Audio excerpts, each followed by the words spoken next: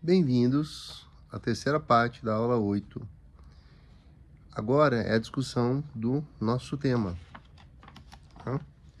Que é o tempo como medida da existência humana. E eu quero começar,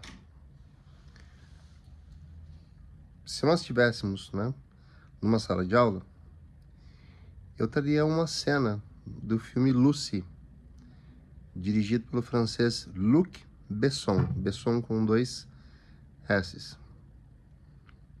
Nesse filme, que é uma ficção, mas é uma ficção de profundidade filosófica, assim,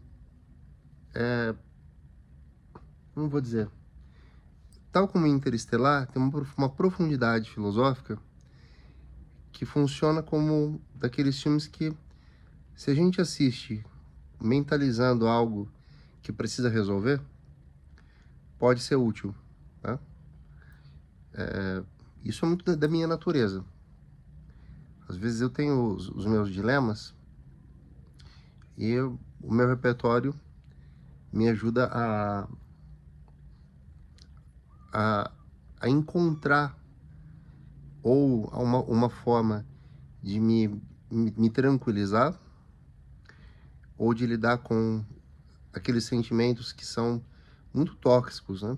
Sentimento de indignação, sentimento de incompletude. Nesse filme, resumidamente, uma moça que é a... Nossa, fugiu o nome da atriz. Ela faz a Viúva Negra nos filmes da Marvel.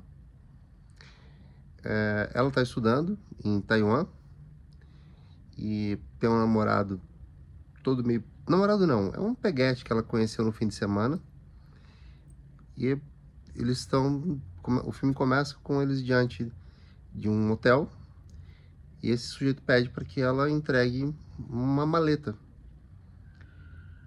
E tem a ver com drogas, né? Ele acaba sacaneando a moça, ela não quer entregar, mas ela acaba tendo que entregar.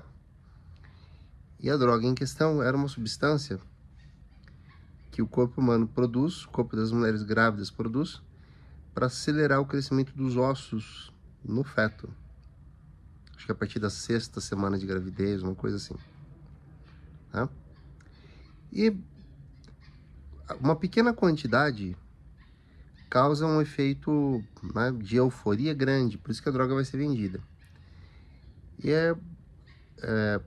como ela já está lá, o traficante, né, o mega traficante, resolve usá-la como mula, fazendo um procedimento que realmente ocorre, que é abrir a cavidade abdominal, na altura daquele corte da cesárea nas mulheres, inserir um pacote de drogas, costurar, né, fazer um belíssimo curativo e dar passaportes falsos, né, ou usar os verdadeiros da pessoa, para que ela leve a droga até um outro lugar. Onde está, os cães farejadores raramente encontram. E a não ser que haja uma denúncia, ninguém pegaria. Parece o crime perfeito. Mas ela acaba sendo entre esse hotel, né, em que ela teve que fazer o que ela não queria e acabou sendo, né, dopada para poderem, né, colocar nela a droga. É como se o grupo rival a sequestrasse e agem violentamente com ela, rompendo esse invólucro. Então, né, mais de meio quilo das substâncias vai sendo jogado no organismo dela. O que deveria matá-la não a mata, mas faz com que o cérebro dela comece a expandir o potencial. Esse início é muito interessante, eu gosto de exibi-lo quando abordo esse tema, né, do tempo, porque no improvável ela alcança algo que encanta o homem há muito tempo, que é o nosso potencial. Nós usamos, segundo dados do filme, mas esses dados, eles correspondem a uma versão realista, coerente, embora simplificada. Porque nós temos proporções diferentes de diferentes áreas do cérebro. Na média, usamos cerca de 10% da nossa capacidade cerebral. Há muitas teorias, há muitas hipóteses, quando são mais sensatos os cientistas, de por que isso acontece. Todas elas baseadas em evolução. A evolução é um processo lento, e no momento em que nós estamos, esses 10, 12% nos bastam. Como essa substância, né, está expandindo a mente dela, não é? Ela vai realizando, assim, o roteiro é muito bem feito, ela vai se usufruindo dessas potencialidades. Vejam, há pessoas com dons extraordinários, porque algo inusitado expande a mente dessas pessoas. Embora expanda, mas há um preço. Por exemplo, há autistas que têm uma memória visual extraordinária. Tá? E só de sobrevoar, por exemplo, uma cidade, podem dizer quantas janelas existem. Inclusive contando as que não viu, baseado na ideia de simetria entre um lado e outro de um edifício. Tá? Eu vi isso há muitos anos, numa reportagem do Fantástico. Tá? Mas, como vocês já me conhecem, eu sou um cara fuçado, né, e não confio muito nos meios de comunicação de massa. Eu fui buscar e realmente isso existe. Beethoven era surdo, mas encontrou um jeito de compor, que era sentindo a música no corpo. Mozart compôs uma sinfonia, né, aos 6 anos. Então vejam, a gente podia ir longe para falar de seres humanos extraordinários, que são aquelas exceções evolutivas. Quase todos eles pagando o preço pela inadequação à média da sociedade. Paga-se um preço por não fazer parte, né, desse grupo mediano. Bem,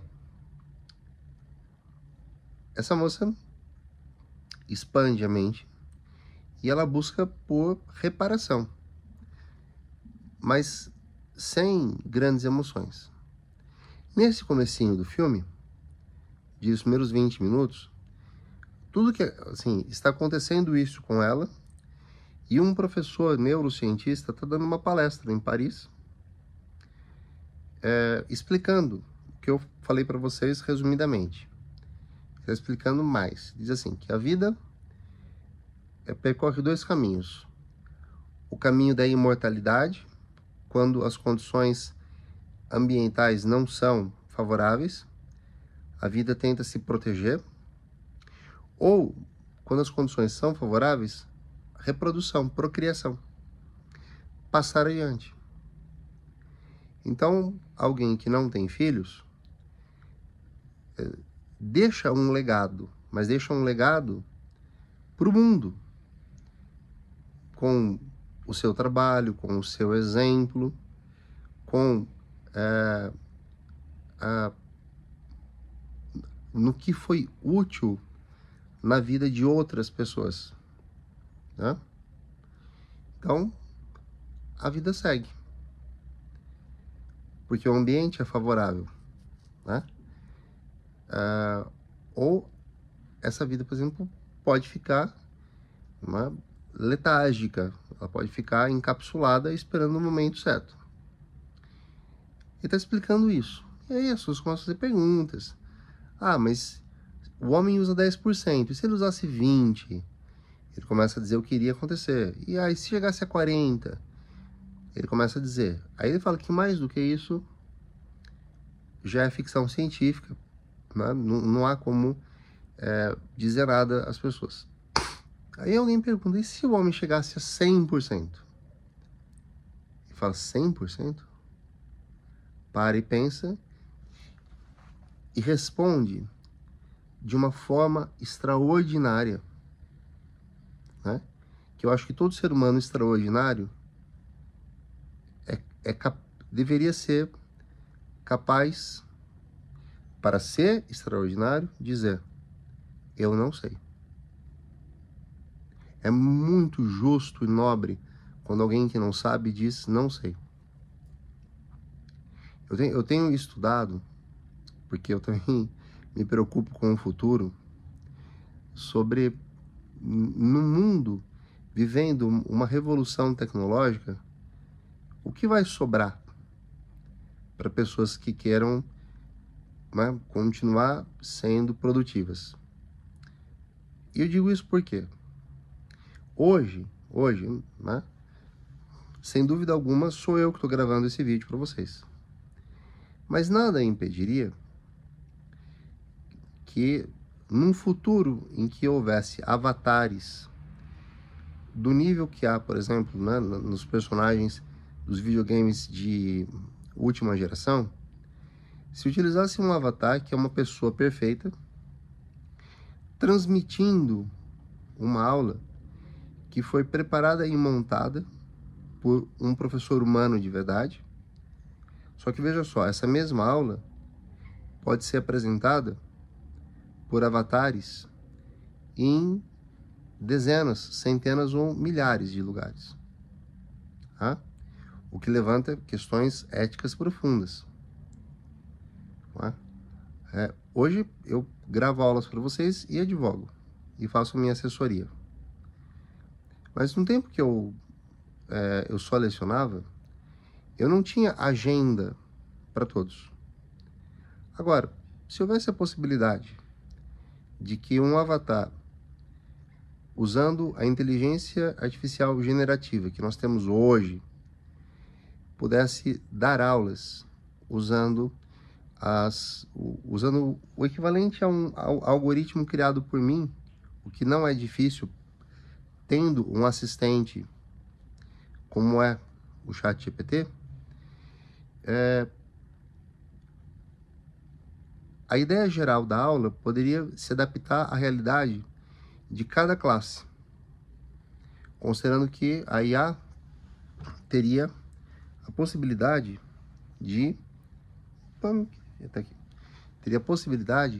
de se ajustar ao perfil do grupo de alunos em cada lugar.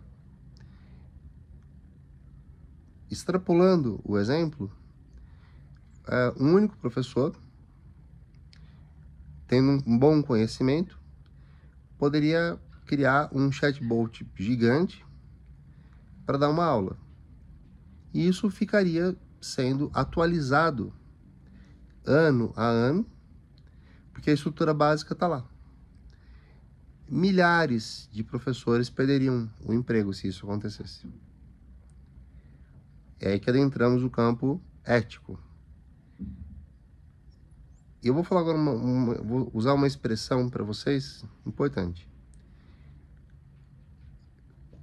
As leis, né, e leis e ética andam juntas, né? O que a lei diz é o determinador, é a fronteira, né? É a barreira da ética. Então, matar alguém, tá lá, artigo 121 do Código Penal. Matar alguém, pena 20 a 30 anos de detenção. Por que o legislador não coloca lá, né? Artigo 121, não matar alguém? Porque não matar alguém não é uma conduta. Você pode matar alguém, mas você não deve. Porque se você cometer esse crime, e não há como controlar as pessoas, todas, provada a sua conduta, você vai ser punido. Simples assim. Então nós podemos. Você pode colar na prova, mas não deve. Não só em respeito ao trabalho do professor, mas em respeito a você mesmo, né? Você pode fazer uma redação no chat GPT e me entregar, mas não deve. Então, dever ou não dever, é ali que realmente repousa a fronteira ética, né? Se você deve, porque é o melhor caminho para a sua vida, ou um dos melhores caminhos, e você pode, junta os dois e vai ser feliz. Imagine quantas pessoas de baixa renda, para sair da condição de baixa renda, deveriam estudar, só que não podem por falta de acesso. Né? O que elas não devem fazer? Adentrarem para o mundo do crime. Né? Podem. Isso elas podem. Está dentro das possibilidades delas. Mas eu quero voltar a Lucy. Bom, aí Lucy entra em contato com esse professor e ela continua extrapolando, né? 30%, 40%, e vai ficando, né? Ela começa a desenvolver, já estamos como o professor disse no começo, no filme, né? Adentrando a ficção.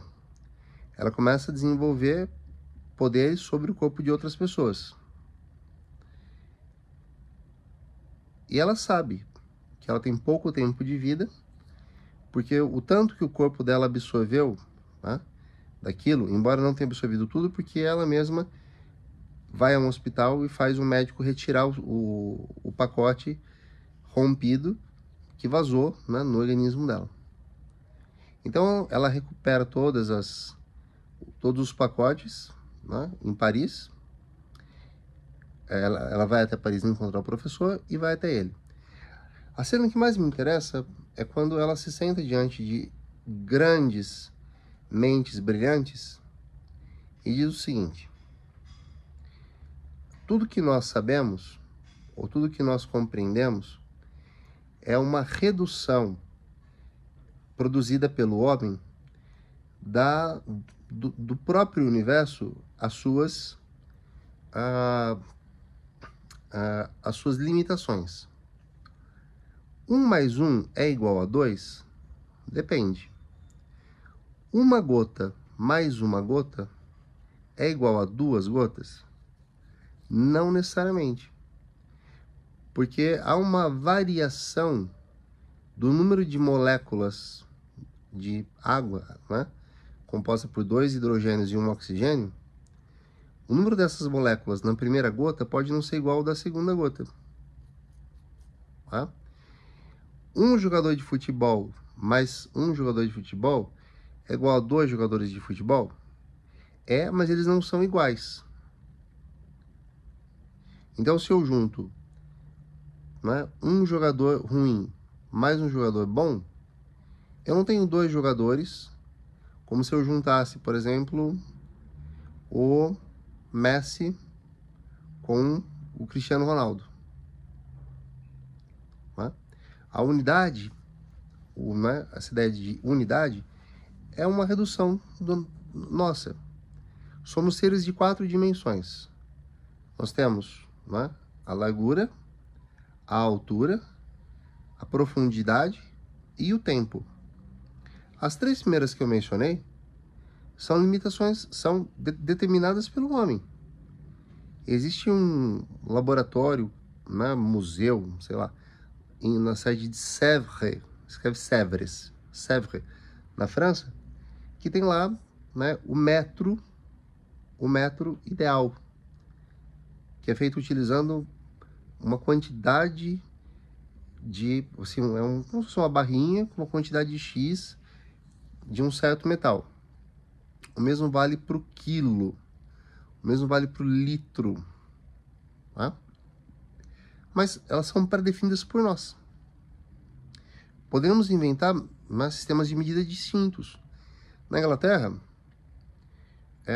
se fala em inch, e não em centímetro. Inch é polegada. E até um certo tempo no passado, a polegada era variável. Falando assim, até o século XVI, XVII. Porque quando um novo rei assumiu o trono, a polegada era o tamanho do dedo dele. Né? Pés. Quantos pés, né? Hoje o pé tem cerca de 30 e poucos centímetros. Milhas em lugar de quilômetros. Então, o homem ajusta as medidas do mundo à sua própria natureza. O tempo é a nossa única grandeza que realmente é universal. Mas isso eu vou explorar no próximo vídeo. Aguenta aí.